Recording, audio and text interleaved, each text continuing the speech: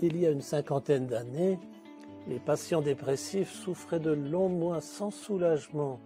Et vous pouvez être reconnaissante pour les traitements qui existent depuis quelques décennies seulement.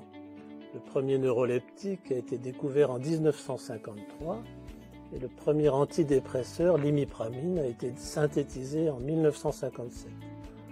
Les anxiolytiques, les neuroleptiques peuvent être utiles. Les antidépresseurs sont efficaces dans 80% des dépressions. Ils rechargeront vos batteries cérébrales. Ne négligez donc pas les traitements médicaux. Pour que vous sachiez où vous allez, voici une info intéressante. Un traitement antidépresseur durera en moyenne 6 mois, puis il pourra être diminué progressivement. Si la moitié de votre traitement est médical, l'autre moitié est psychologique et spirituelle. Voyez-vous, si on remet de l'eau dans un lac à sécher, mais qu'il y a un trou dans les berges de ce lac, on ne pourra jamais le remplir. Les médicaments peuvent nous aider, mais ils ne résolvent pas nos problèmes de vie. Ils ne peuvent combler ni votre solitude, ni votre sentiment de rejet, d'abandon, ni l'impression que vous n'êtes pas aimé.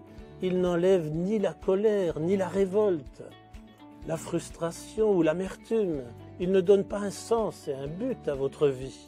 La force de vous pardonner à vous-même ou aux autres, d'accepter votre réalité douloureuse. Derrière bien des dépressions, il y a des angoisses, il y a des idées fausses qui ont envahi votre cœur, des mensonges aveuglants, le centre de votre personnalité. J'entends par là votre volonté d'agir, de penser, de croire, d'aimer.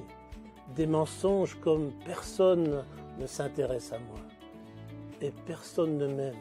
Je suis toute seule, je suis inférieure, je suis nulle, coupable, impardonnable, je n'y arriverai jamais. Il ne m'arrivera toujours que du malheur, je serai toujours malade. La vie n'a plus d'intérêt pour moi, elle n'a pas de sens. Je ne vaux rien, je me déteste, autant mourir. Un psychologue qui s'appelle Larry Crabb a défini 4 étapes dans ce type d'aide. Pour lui, les efforts ne doivent pas être centrés sur un changement de conduite, mais sur un changement au niveau de la pensée. Voici ces étapes.